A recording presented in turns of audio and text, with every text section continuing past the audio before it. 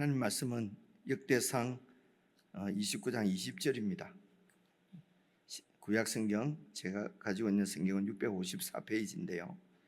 역대상 29장 20절부터 마지막 절까지 한 말씀씩 저와 여러분이 교독하겠습니다. 다윗이 온 회중에게 이르되 너희는 너희 하나님 여호와를 송축하라 하며 회중이 그의 조상들의 하나님 여호와를 송축하고 머리를 숙여 여호와 왕에게 절하고 이튿날 여호와께 제사를 드리고 또 여호와께 번제를 드리니 수송아지가 1000마리요 숫양이 1000마리요 어린 양이 1000마리요 또 그 전제라 온 이스라엘을 위하여 풍성한 제물을 드리고 이날에 무리가 크게 기뻐하여 여호와 앞에서 먹으며 마셨더라. 무리가 다윗의 아들 솔로몬을 다시 왕으로 삼아 기름을 부어 여호와께 돌려 주권자가 되게 하고 사독에게도 기름을 부어 제사장이 되게 하니라. 솔로몬이 여호와께서 주신 왕위에 앉아 아버지 다윗을 이어 왕이 되어 형통하니 온 이스라엘이 그의 명령에 순종하며 모든 방백과 용사와 다윗 왕의 여러 아들들이 솔로몬 왕에게 복종하니 여호와께서 솔로몬을 모든 이스라엘의 목전에서 심히 크게 하시고 또 왕의 위엄을 그에게 주사 그전 이스라엘 모든 왕보다 뛰어나게 하셨더라. 이새의 아들 다윗이 온 이스라엘의 왕이 되어 이스라엘을 다스린 기간은 40년이라 헤브론에서 7년간 다스렸고 예루살렘에서 33년을 다스렸더라. 그가 나이 많아 늙도록 부하고 종기를 누리다가 죽음에 그의 아들 솔로몬이 대신하여 왕이 되니라. 다윗 왕의 행적은 처음부터 끝까지 선견자 사무엘의 글과 선지자 나단의 글과 선견자 갓의 글에 다 기록되고 또 그의 왕된 일과 그의 권세와 그와 이스라엘과 온 세상 모든 나라의 지난 나라의 역사가 다 기록되어 있느니라. 아멘. 오늘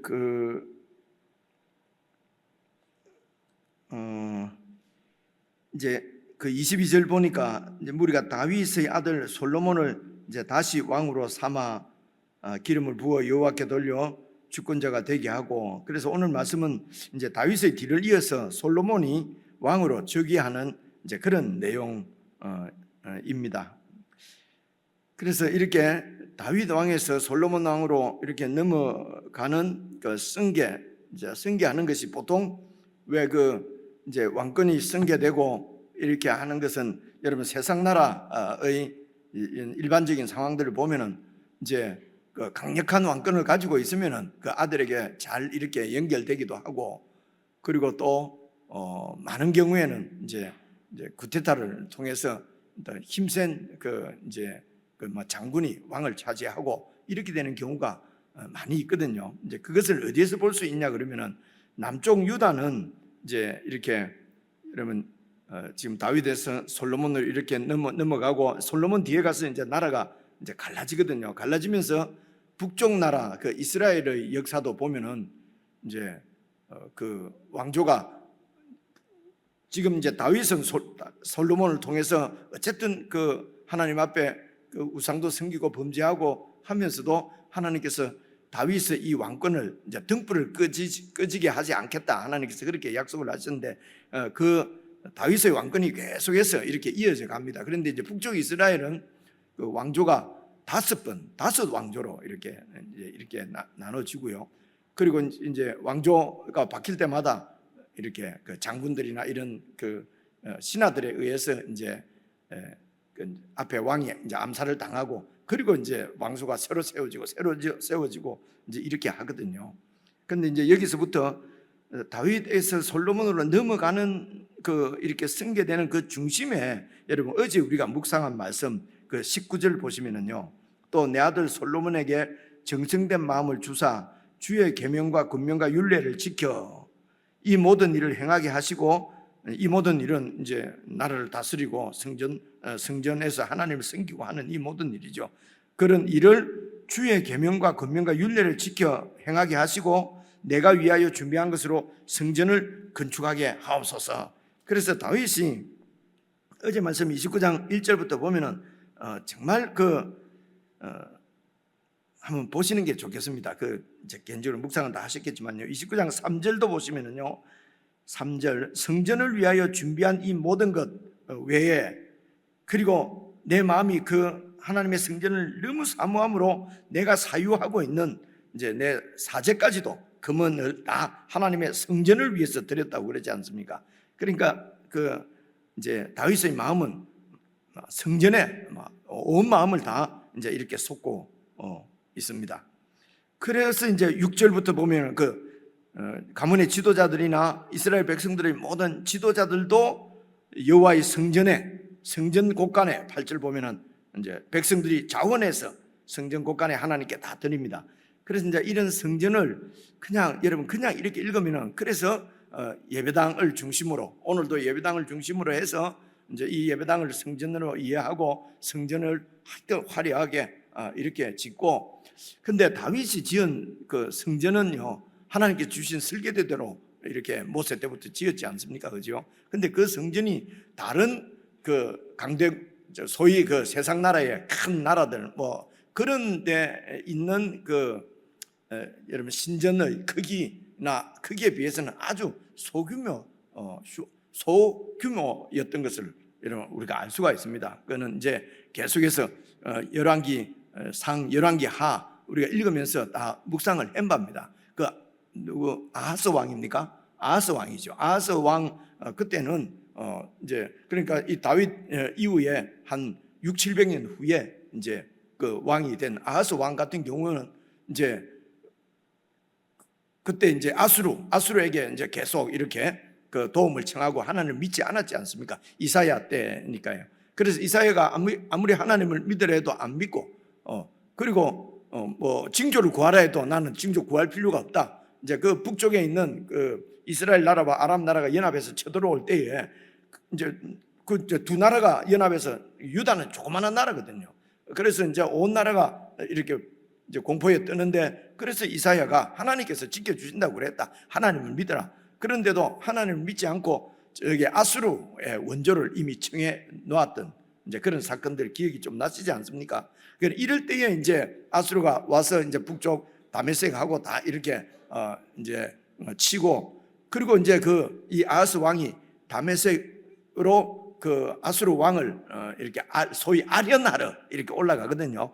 그래 가서 다메섹에 가 보니까 다메섹에 있는 신전은 보니까 신전에 있는 제단이 자기 예루살렘에 있는 성전 제단보다 무지무지 막 크고 그러니까 그거 스케치 해가지고 예루살렘에 있는 성전의 제사장 우리야 제사장에게 보내지 않습니까?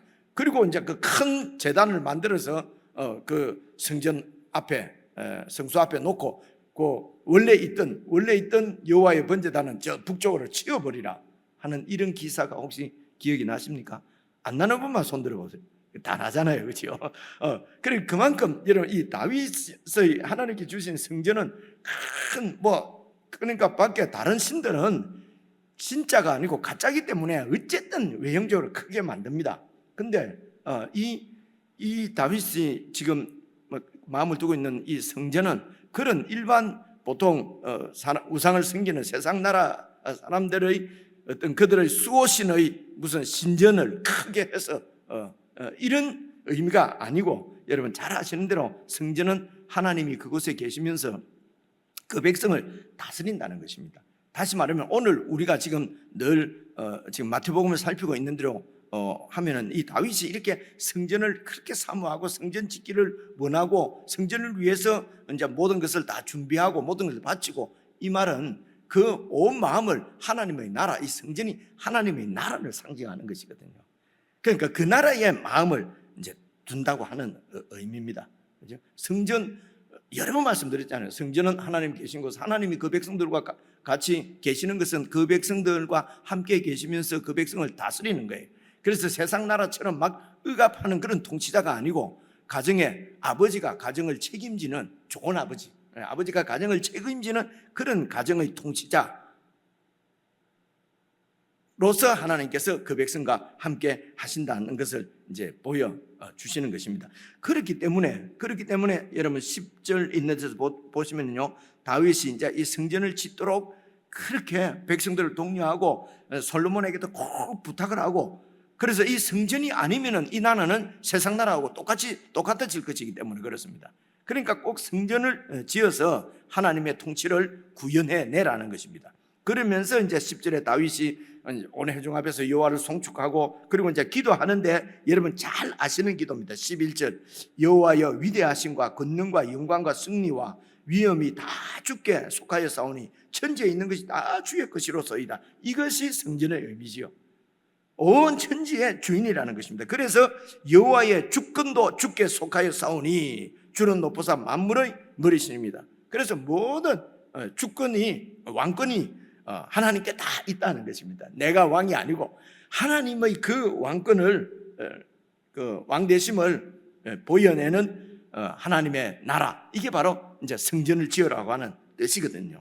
그래서 우리가 잘 아는 것 12절, 부하기가 주께로 말미암은 것도 주는 만물의 주제가 되사 손에 권세와 능력이 있사오니 모든 사람을 크게 하시고 강하게 하심이 주의 손에 있습니다. 이거 우리 막 처음 믿을 때 막 암송하고 이랬지 않습니까? 그죠? 그래서 예수만 잘 믿으면 부하기가 주께 있으니까 나를 추세하게도 해주실 것이고 높은 사람 되게 해주실 것이고 높아지게 해주신다. 이제 처음 믿을 때는 이제 이런 이해가 이제 처음 믿을 때부터 막 이런 것이 뭐 영에 속한 것이고 그렇게 되지가 않잖아요. 그죠? 처음 믿을 때는 하나님 믿으면은 이렇게 부하기가 다 주께 있으니까 주님이 나를 이렇게 부자도 되게 해주시고 이렇게 존귀한 그런 영광도 세상으로 받게 해주시는구나. 그죠?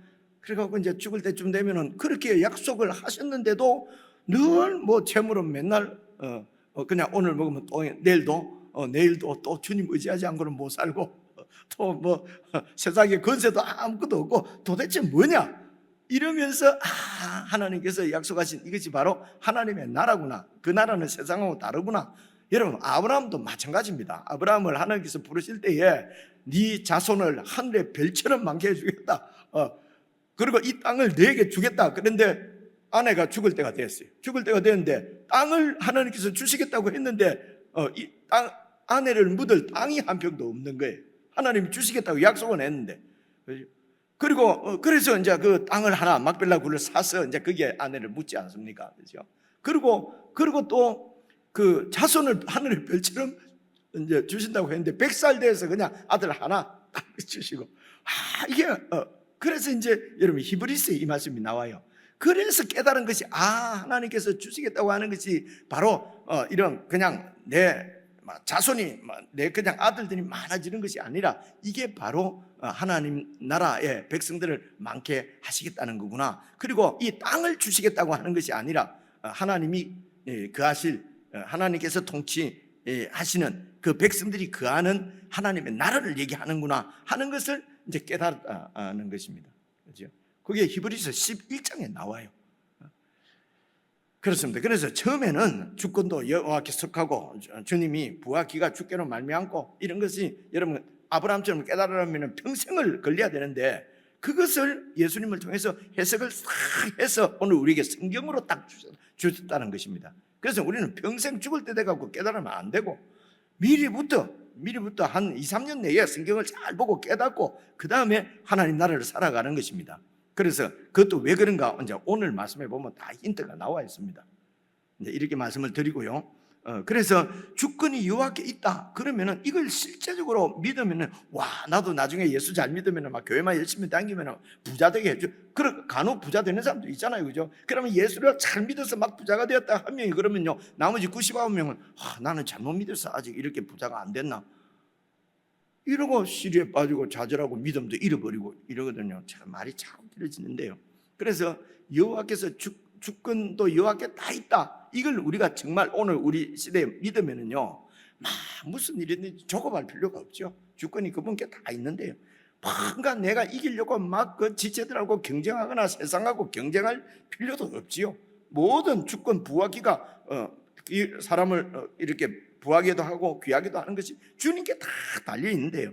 그래서 막 경쟁자를 미워하고 그리고 뭐 시기하고 질투하고 안 그러면 막 편법을 쓰고 뭐 어떻게 이런 불의한 일을 저지르고 이렇게 할 필요가 없지요. 그래서 여호와 하나님께서 정말 주권이 있다고 믿는다면은 어떻게 하면 주권자의 뜻을 내가 그 뜻을 이루어. 요즘도 뭐 정부 뭐 바뀌니까 뭐 무슨 뭐 밑에 뭐 같이 일하는 사람들이 다 무슨 정부인가 뭐 그런 정부의 그 뭐 대통령의 뜻을 잘 맞추어서 뭐 뜻을 이루고 어쩌고 저쩌고 뭐 이런 얘기들 많이 하잖아요, 그죠?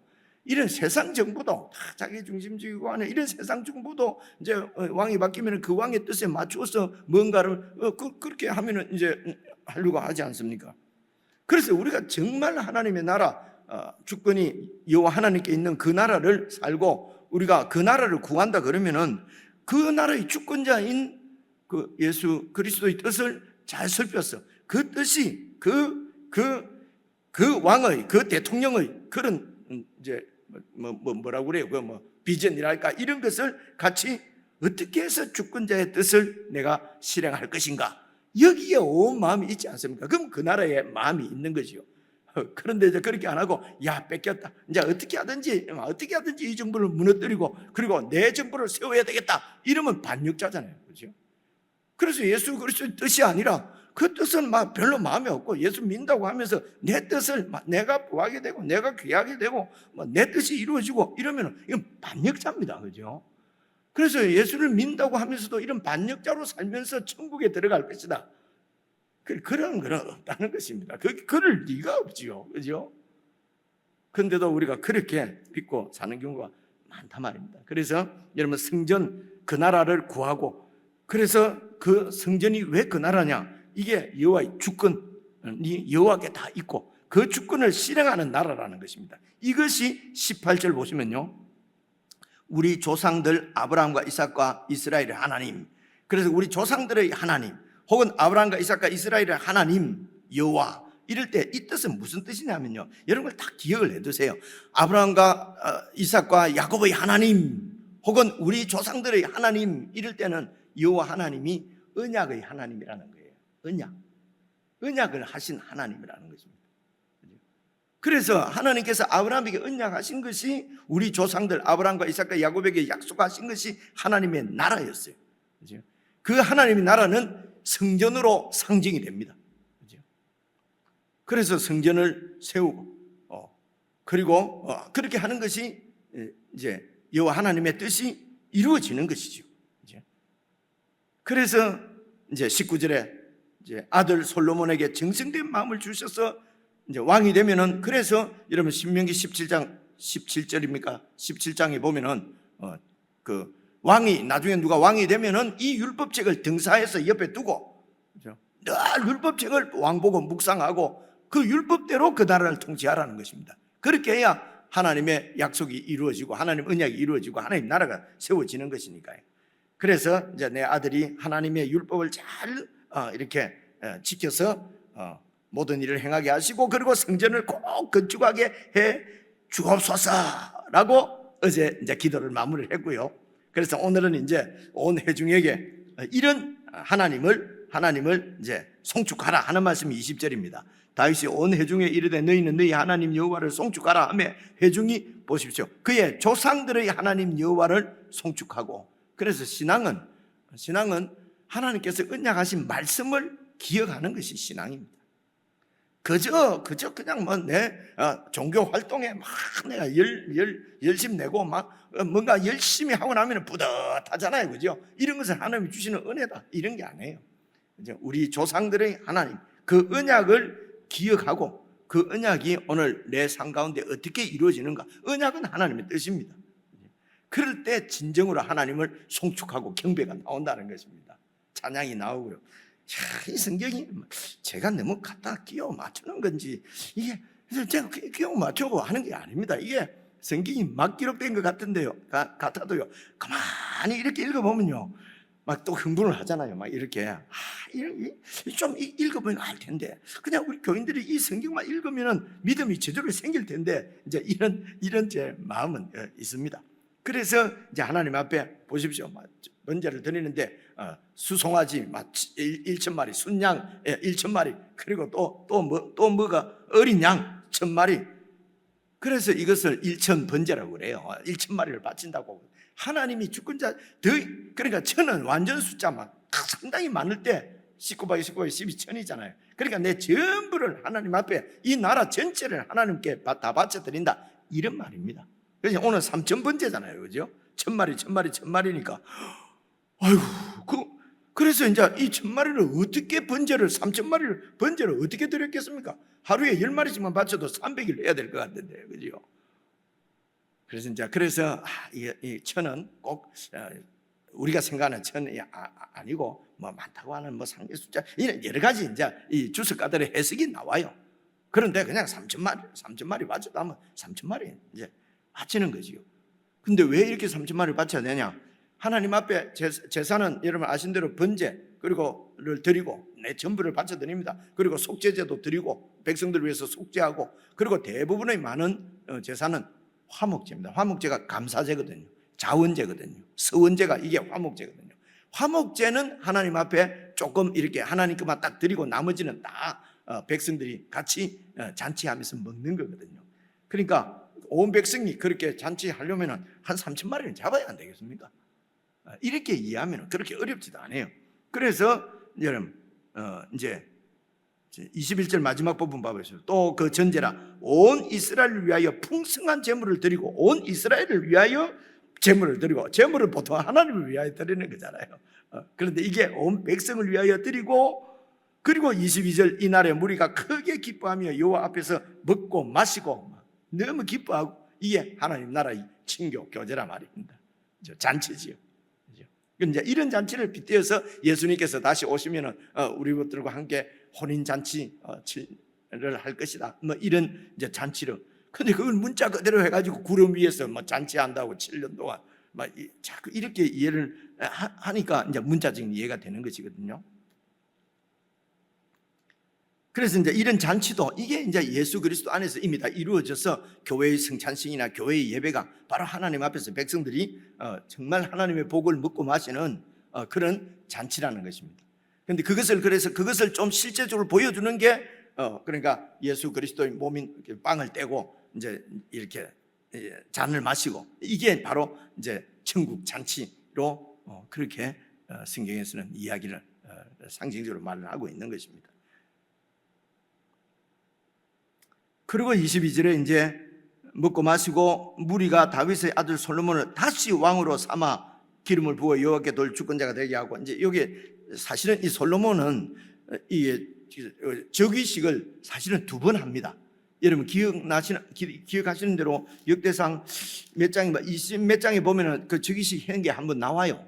그 이때 즉위식은 여러분 그 아도니아가 이제 제가 말씀을 드렸잖아요. 첫째 아들 암논은 그 셋째 그 동생인 그 압살롬의 그 누이를 이렇게 강간하려고 하다가 압살롬에게 살해당합니다. 그죠? 그 둘째는 뭐 병들어 죽고, 셋째는 압살롬은 반역 일으키다고 죽고, 그죠? 그러니까 넷째가 이제 내가 왕차례 아니냐 그러고 이해란다. 이 아도니아가 지가 그냥 왕이다 하고 선포를 해버린 거예요.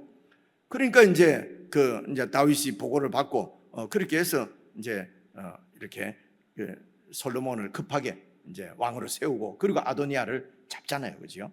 그리고 이제 오늘은 이제 온 백성들 앞에서 이제 실제적으로 이제 왕으로 세우는 그런 즉위시라고 볼 수가 있습니다.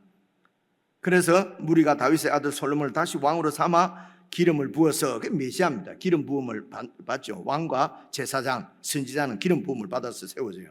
그래서 여호와께 돌려 주권자가, 솔로몬이 이제 주권자가 되게 하고 사독에게도 기름을 부어 제사장이 되게 하니라. 그래서 이 하나님의 나라는 2축이 있는데 솔로몬은 왕입니다. 그리고 사독은 제사장입니다. 간단히 말하겠습니다. 그래서 예수 그리스도 안에서 이루어진 참된 성전, 참된 하나님의 나라의 백성인 우리는 예수님 안에서 우리를 예수님과 함께 이 세상을 통치하는 왕이요 제사장이라는 것입니다. 그게 하나님의 나라예요. 그래서 왕은 이제 통치자고요. 제사장은 중보자입니다. 중보자. 그죠? 제사장은 백성들을 대신해서 하나님 앞에 나가서 제사를 드리는 자잖아요. 그래서 솔로몬은 통치자고 사독은 제사장, 중보자거든요. 그래 이 두 역할을 다 하시는 분이 참된 중보자시오 참된 왕이신 예수님이 오셔서 우리의 왕이 되시고 우리의 제사장이 되셔서 우리를 위해서 중보 기도하시고, 그죠? 그래서 예수님께서 이루신 이런 완성된 하나님 나라는 그 나라의 백성인 우리 모두가 예수님과 같은 이런 왕이요 중보자로서, 그래서 다른 사람을 왕으로서 보호하고 섬기고, 그리고 다른 사람을 위해서 중보하고 하는 그 모든 사람들이 다 왕 같은 제사장으로 그렇게 삼으신 것이죠. 그래서 하나님이 영원토록 거하실 그런 이제 왕 같은 제사장들이 참으로 서로 섬기고 서로 중보하는 그런 경쟁하고 싸우고 죽이고 하는 것이 아니라, 중보자는 그죠? 다른 사람을 위해서 내가 죽는 것이, 이런 사랑과 평화의 나라를 이제 영원한 그 하나님의 나라죠. 그 나라를 이 땅에서도 세워서 많은 사람들이 그리스도의 통치 안으로 들어오게 하는 것이 전도요 선교란 말입니다. 그렇죠? 그래서 이렇게 하면은 이제 25절 보니까요, 여호와께서 솔로몬을 모든 이스라엘의 목전에서 심히 크게 하시고 또 왕의 위엄을 그에게 주사 그전 이스라엘 모든 왕보다도 뛰어나게 해 주셨다. 역대기는 일단 이제 다윗과 솔로몬을 통해서 하나님이 그래서 이들이 범죄했지만은 하나님은 하나님의 뜻을 이루어 가신다. 우리가 범죄해서 바벨론으로 포로로 잡혀와서 돌아와 가지고도 지금 뭐가 이런 어려운 가운데 처해 있지만은 우리는 그럴지라도 하나님의 뜻은 계속해서 세워져 간다라고 하는 것을 지금 역대기가 다윗과 솔로몬을 통해서 이렇게 말을 해 주는 거죠, 그 백성들에게. 그래서 저와 여러분은 뭐 이렇게 실패할 수도 있고요, 낙심할 때도 있고, 그거는 이제 우리 일이고, 그러나 하나님의 큰 뜻은 예수 그리스도 안에서 지금도 도도히 그냥 하나님의 뜻은 그 예수님의 재림을 향해서 이렇게 흘러가고 있거든요. 그래서 우리가 낙심하고 우리가 실망하고 이렇게 했더라도 어떻게 하든지 빨리 그 역사적인 이런 흐름 가운데로 빨리 들어가는 것이, 그게 또 신앙입니다. 계속해서 그 흐름 가운데 밖에 있으면은요, 이게 회복이 우리 힘으로 결심으로 회복이 되는 것이 아닙니다. 그래서 함께 성경을 읽고 함께 왕 같은 제사장으로서 이렇게 주님의 나라를 구하는 백성들의 그 모임, 그 공동체, 그리고 교회 공동체가 그런 연약한 자들을 함께 세우고 함께 손잡고 어쨌든 주님 오실 때까지 이 길을 걸어가는 그런, 이게 바로 왕 같은 제사장이죠. 개념이 바뀌어야 된다는 거죠. 왕 그러면 막 갑질하고 제사장 하면 또 급발 부리고 이런 게 아니라는 것입니다. 그렇죠? 그래서 오늘 솔로몬 왕과 사독 제사장도 또 딱 세우잖아요. 그러니까 성전 하나님 나라는 그 왕과 제사장에 의해서 두 축에 의해서 세워져 가는 나라다라고 하는 것을 이해할 수 있습니다. 개인적으로 읽으시면서 그리스도 안에서 우리를 왕 같은 제사장으로 불러주신 하나님께서 이제 우리에게 원하시는, 기대하시는 것은 무엇일까? 내가 어떻게 그 나라를 구하고 그 나라에 헌신할 것인가? 이런 것들을 좀 잘 묵상하고 실제적으로 적용할 수 있으면 좋겠습니다. 개인적으로 묵상하시겠습니다.